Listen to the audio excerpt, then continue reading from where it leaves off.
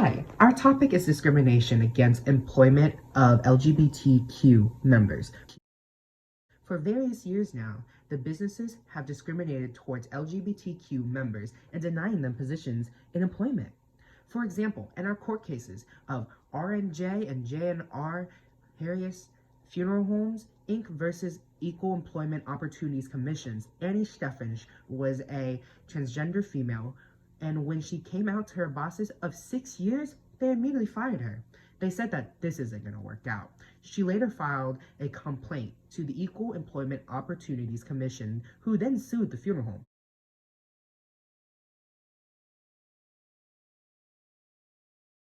But this wasn't the only case like this. There was also a case about a guy named Donald Zardad, who was a skydiving instructor, and he told one of his clients that he was strapped to his sexual orientation. He only told the female client his sexual orientation to address any concerns that they might have for being strapped to a man. Later, the female's boyfriend filed a complaint due to sexual harassment in which Zardad denies ever happening and was fired. He was fired for his sexual orientation, but they said he was fired for harassing a female client. Then he filed a complaint to Equal Employment Opportunity Commissions, and they brought it to a court. And it was also known as the Altitude Express versus Zardad.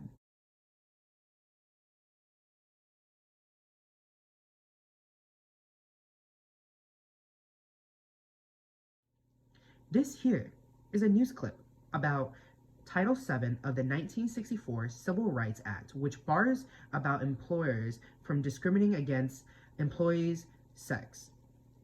But do they also protect them from bias of sexual orientation or gender identity?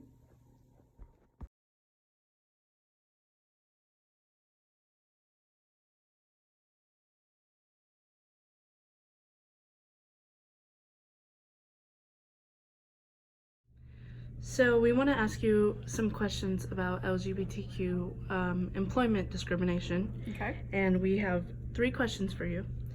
So the first one is, do you think anti-discriminatory policies should be included with or allow protection for the LGBTQ community? Well, I definitely think that we need federal protection for employment. We need it for housing, and we need it for public accommodations for the LGBT community. It needs to be granted in all 50 states as well. And I believe that any educational, because the big controversy right now is educational facilities, particularly high schools that are associated with the Catholic diocese, or they could be other religiously affiliated schools like evangelical, Christian sects, are firing their employees because they find out that they are living together, or they find out that they are a married gay couple or a lesbian couple, just like what happened with Roncalli High School. And I believe that if those schools take any federal dollars, that those schools should not be allowed to discriminate.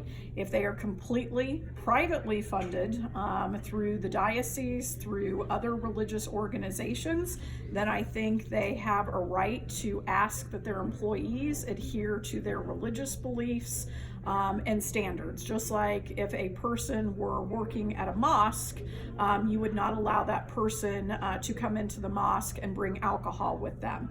And they say, well, that's my right to do that, and you shouldn't have any say about it. That doesn't go along with their religious faith. Okay. And how do you think current hiring practices discriminate against the LGBTQ community? I think the biggest issue we're facing right now is in the area of trans individuals. When they come out and they decide that they want to live in their authentic gender of choice, sometimes with, I don't want to call it reassignment surgery, but when they have a surgery that matches their gender assignment, they face repercussions. There's the case right now before the Supreme Court of the United States with the trans woman who is in Michigan, and she worked for years for a funeral parlor and in funeral services, and she finally wrote a letter to her employer and said that after her vacation she was going to come back and she was going to start living as a woman, and she would be a woman on the job. And she was married to a woman as well, and her employer fired her.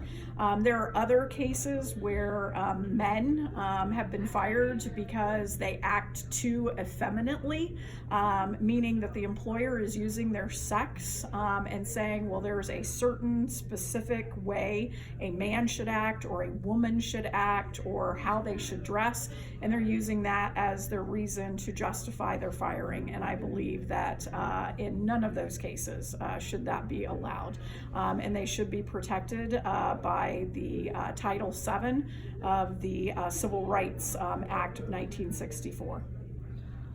Okay. And do you have any personal examples where you've seen discrimination against the LGBT community? In employment or in life in general? In employment, as in not where you work, but you've seen or heard about someone else being discriminated Yes, from absolutely. their workplaces. I can definitely tell you that I have friends that have worked in HSE schools for years that are both gay and lesbian, and they've been incredibly fearful about if parents found out, if teachers, co-workers found out, if students found out and they talked, would they in fact lose their jobs? Thankfully, we now, since last spring, have the non-discrimination policy that protects both students and faculty. They don't have to have those fears anymore. But yes, it's very real. My own daughter is a lesbian, and she has worried many times about what would happen to her, especially with housing, but also on the job if anyone learned that she was a gay individual. Okay, thank you so much. You're very welcome. Do you think anti-discriminatory policies should include protection or clauses against or for LGBTQ community members? Yes, I think they should be specifically protected. Yes. Okay, and why do you think that?